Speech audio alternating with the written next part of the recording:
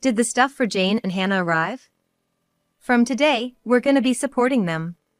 My husband, Bob, declared triumphantly over the phone. I was at a loss for words due to Bob's sudden declaration. It seemed like Bob only had Jane and Hannah on his mind. There was not a shred of consideration for me. I might as well discard such a husband. Yep, the stuff arrived, and I just moved into a new place. I responded in a deliberately cheerful tone. Huh? A new place? Bob muttered and then was stunned. My name is Caroline Smith. I just turned 50 this year. I work in sales at a major company. Although there are constant complaints and troubles from clients, the job is rewarding and enjoyable. I have many clients who have been good to me since back in the day. Working hard on weekdays means I tend to chill at home on weekends. My only family is my husband, Bob. We don't have children. My parents passed away quite a while ago. My parents-in-law live nearby, but we're not that close. We have a casual relationship. Bob loves dining out, often taking his sister Jane along for many of his outings. Jane's daughter, Hannah, always joins them. In the early stages of our marriage, I did complain to Bob. Because he always prioritized Jane and her daughter over me. However, those feelings gradually faded. Why? I want to repay them for the struggles I caused during my student days. After learning of Bob's sincere feelings, I understood. In reality, my in-laws are impoverished. They live in a small, run-down apartment. It's incredibly cramped. Ever since my father-in-law failed in his business ventures, they've lived this way. Still, amidst it all, Bob diligently pursued his studies. However, he didn't pass his first-choice state university. It seems he only got accepted into private universities. Naturally, he was told by his parents that they couldn't afford to pay for it. That's when Jane, who was working at the time, helped out a bit with his tuition. With the aid of scholarships, Bob somehow managed to graduate from college. That's why Bob seems to be grateful to Jane, who supported him during difficult times. And then, after Jane got married, she quit her job. Her husband wanted her to be a stay-at-home mom, it seems. Therefore, the amount of money Jane herself can use is limited. After hearing this story, I stopped complaining. I can understand the reasons for wanting to give back. I thought it best to let Bob do as he pleases. Although there's a bit of loneliness, it can't be helped. Well, I'm gonna go out to eat with Jane and Hannah now. Bob is going to dine out with Jane and her daughter today, as well. Have a good time. With a smile, I saw Bob off. Let's continue to live, supporting each other, with Bob, who values family, in the future. That's what I thought. The rift in our relationship happened about 3 months ago. One day, Bob approached with a serious expression, saying, "In fact, Jane's getting a divorce. She seems to have decided to keep custody of Hannah." When I heard Jane was divorcing, I was honestly very perplexed. Because, to me, Jane was a type of person I found difficult to deal with. This goes back to when I visited Bob's parents' house to introduce myself before we got married. Jane happened to be visiting Bob's family home at the time. "Bob, you're marrying her? She's so plain and has bad taste." Jane laughed uproariously at me as soon as she saw my face. Bob and his parents didn't say a word. Everyone just acted like they didn't notice. So, I had no choice but to tolerate Jane's rude behavior. As I recalled that, Bob continued, "I'm gonna visit home every day for a while. Unlike you, who's thick-skinned, Jane is delicate. And I'm worried about Hannah too." Bob disparaged me with a calm demeanor. However, I did not retort. Arguing with Bob here, and then having him perpetually visit his parents' house, would also be a problem. Take care. I couldn't say anything else and just saw Bob off. From then on, Bob spent more time away from home.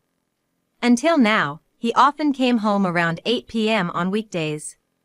But now, there are times when he doesn't return even by the next morning.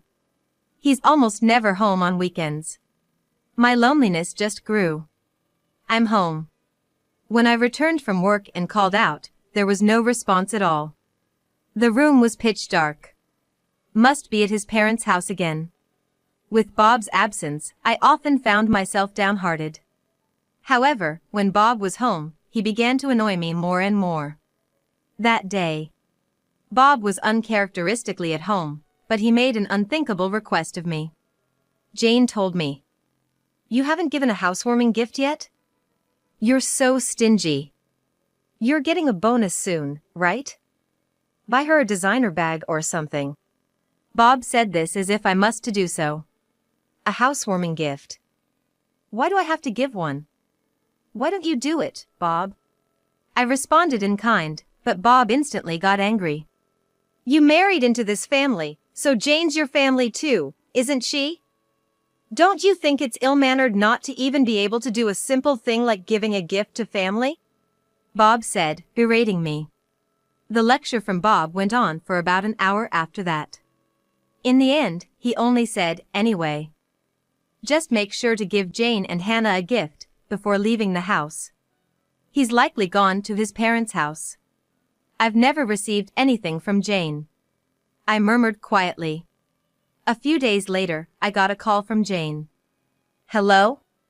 You heard from Bob, didn't you? You really don't think things through. Normally, you'd give a housewarming gift. Jane stated as if she deserves it. I got irritated at the selfish attitude. So, I retaliated. You've never done anything for us either, have you? Even at our wedding, we didn't get a gift from you. During the wedding, Jane said with a smile, we're family, so we don't need a wedding gift, right? And handed over an empty gift envelope. But there's nothing inside, is there? Even when I asked, Jane put on an innocent face. I did buy the envelope, right? I'm so nice, aren't I? Jane said with full confidence. I was at a loss for words at Jane's utter lack of common sense. And Jane had absolutely no restraint. She heartily ate the wedding meal and drank several drinks outside of the course. Even when I handed Jane the catalog gift for the guests, she complained, aren't there any no-shows? If there were, I could take home several. Caroline, you really don't think things through. That was the outcome, with her complaining like that. Remembering all that, Jane replied with a scoff. You're my brother's wife.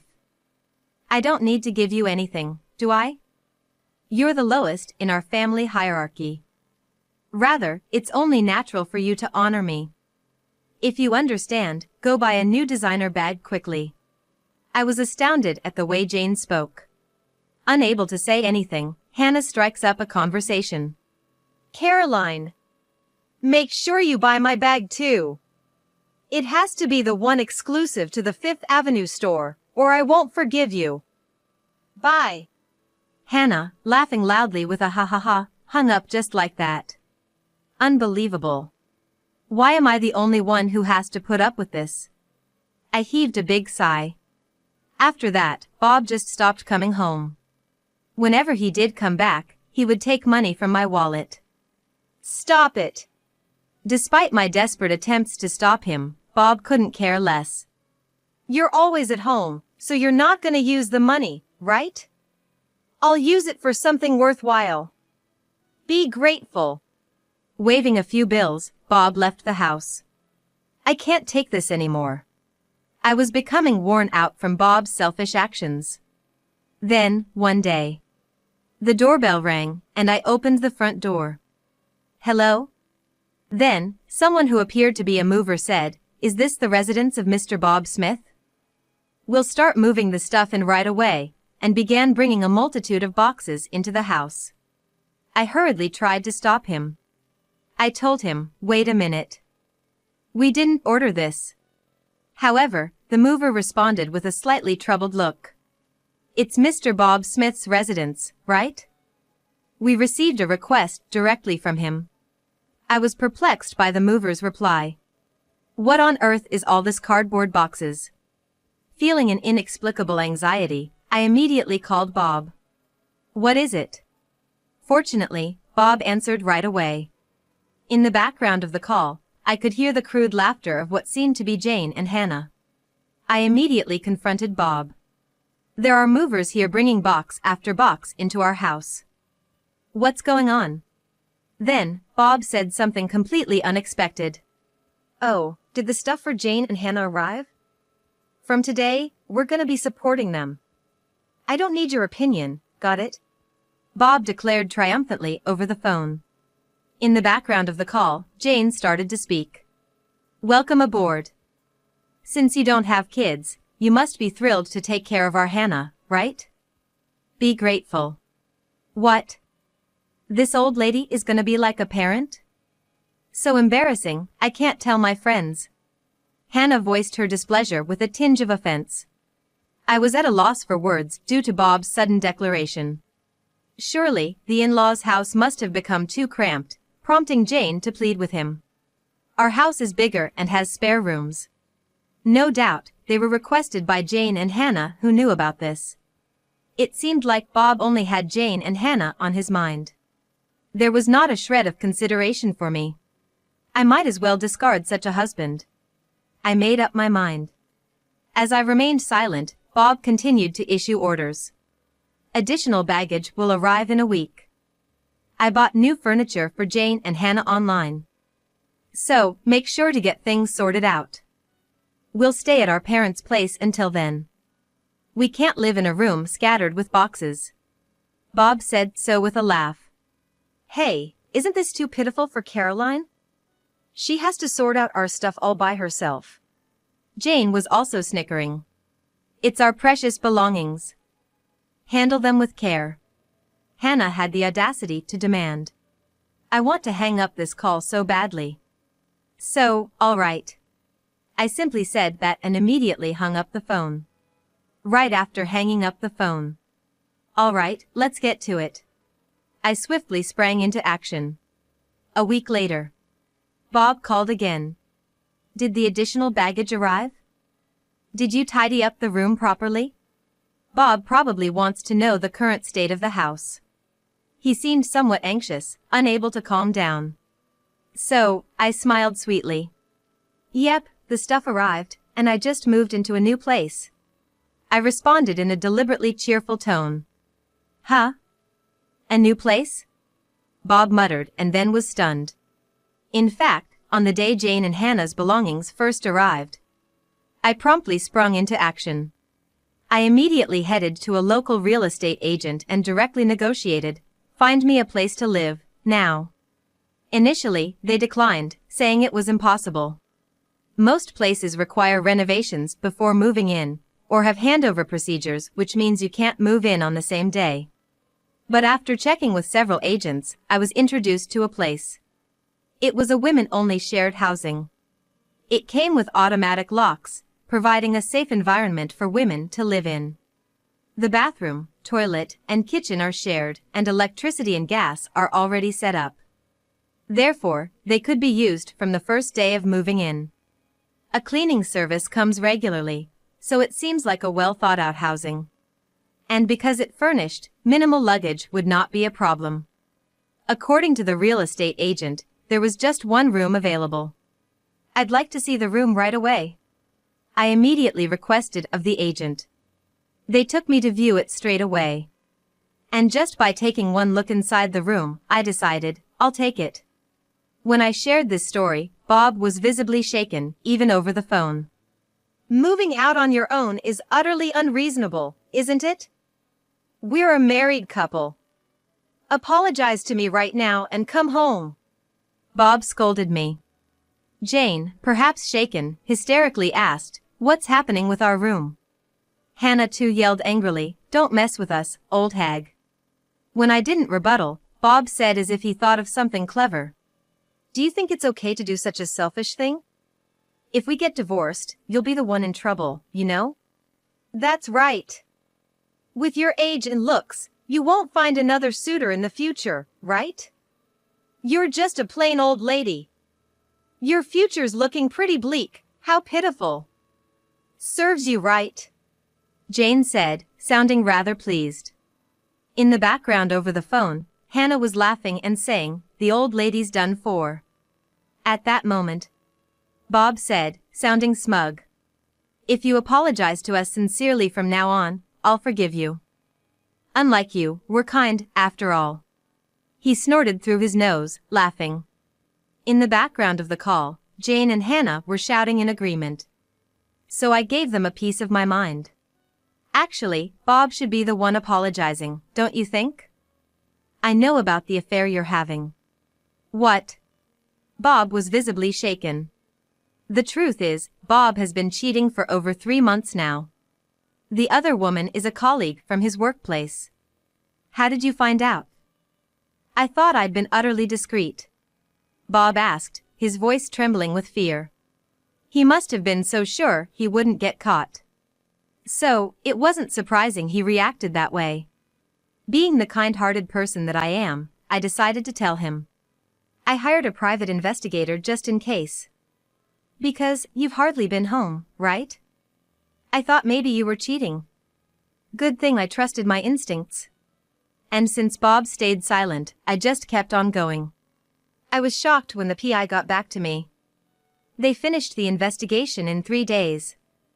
You were seeing her every day, huh? Those meals out with Jane and Hannah were only on your days off, it seems. They said they got plenty of pictures too. I said, laughing. According to the PI's findings, Bob had been gallivanting around with his mistress every day after work. The money he'd likely been taking from my wallet must have been for her. Bob and his mistress were often close together, making it easy for the PI to get good pictures. I'm gonna divorce you, Bob, and I'll be demanding alimony. And of course, from your colleague, the mistress, as well. Expect a certified letter at your office. I said, smirking to Bob. After receiving the PI's results, I headed straight to a law firm. Having conclusive evidence, even the lawyers seemed rather taken aback. How dare you? Bob spat out, clearly irate. When the certified letter arrives at the company, even without opening it, they'll probably have a pretty good idea of what's going on. And it's not just going to Bob, but to his mistress at the same company. Surely everyone at the office will find out about their affair. Hey! Bob, are you okay? The situation has taken a dark turn, and Jane sounded anxious. Jane must have been planning to have Bob and me take care of life's chores for her, intending to lead a leisurely life as a NEET. Jane has a long history of being a housewife, and it's unlikely she can start working now. Bob is the only one to rely on, and it can't be helped, I guess. Bob, what are you gonna do? I haven't worked a day since graduating from high school, and there's no way I'm doing a part-time job now. Hannah seemed slightly troubled as well. Even when Jane and Hannah blame him, Bob remains silent, unable to say anything. I delivered a further blow to Bob. Bob, you probably haven't saved any money, have you? It said in the investigation report that you've been generously spending on your mistress. Even bought her the new designer handbag. Maybe you're in debt, too? I dropped a bomb. What? Whether Bob is shaken up, he can't find the words. Ignoring him, Jane is yelling at him. What? You don't buy them for me, but why did you get them for your mistress? Are you kidding me? Plus, debt? How much do you owe? I hate you, Bob. Even though I begged so much, you never bought me anything. Hannah also scolds Bob in a high-pitched voice. On the other side of the phone, Jane and Hannah are noisily complaining. Caroline, I really am sorry. So, please, handle these two somehow. Bob pleaded with me in an exhausted voice. But I have no intention of forgiving Bob. Why don't you deal with it yourself? I'm not involved, and it's what you deserve. Better tell your mistress soon. If you dilly-dally, a certified mail will reach your company, you know? I said to Bob with a smirk. Damn. Bob seemed frustrated. Ignoring such a Bob, I spoke. Well then, do your best. And please give me plenty of alimony. I hung up the phone right there. After hanging up, there were several calls from Bob, but I ignored them. Let Bob and Jane struggle as much as they want. I muttered quietly and set Bob's contact to block incoming calls. After that, my divorce with Bob was finalized. Initially, Bob resisted. Because there was dual income until now, Bob could afford to live even while he just messed around. With just Bob's income, maintaining the lifestyle we've had until now is certainly not feasible. It seems like Bob understands that, which is why he doesn't want to divorce me. However, I have decisive evidence of Bob's infidelity. Ultimately, I conveyed to him that I have absolutely no intention of reconciling, and that I will take legal action if he doesn't agree to the divorce any longer. With that, Bob, hanging his head down, said, "I'll agree to the divorce," and stamped the divorce papers. And so, I demanded alimony from Bob and settlement for emotional damage from his partner. The amount was determined while being informed about the going rate from my lawyer. So, I believe it's a fair amount. In fact, Bob's partner paid it promptly. Apparently, she borrowed it from her parents after explaining the situation. However, it was a steep amount for Bob. Can it be reduced? Even though he said that numerous times, I ultimately rejected Bob's request. During the meeting with our lawyers at the law office, "How about I add on the money you stole from my wallet?" As I cheerfully asked that, Bob turned pale as a ghost. "That amount is fine." In the end, Bob, trembling, agreed. After that, both Bob and his partner resigned from their company. The reason was that their affair was exposed within the company. It seems that the delivery of a certified document brought attention to the relationship between the two. Even if the contents of the envelope were unknown, an envelope from a divorce law office tends to be pretty self-explanatory. One can generally guess what's inside. Eventually, Bob resigned because things got uncomfortable. Being the subject of juicy gossip around the office, perhaps he couldn't stand it. After leaving the company, Bob has been working in day labor via an agency.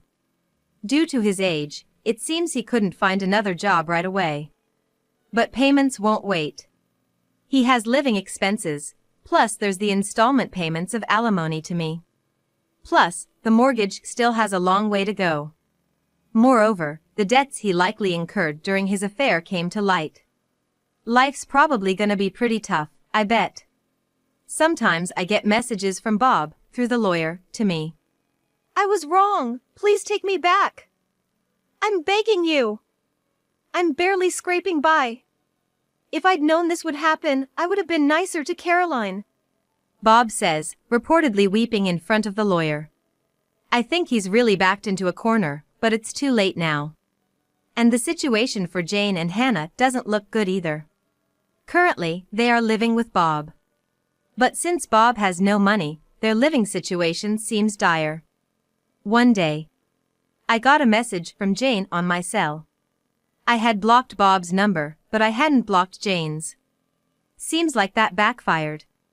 Wondering what she could possibly want now, I answered the call. "Hello?"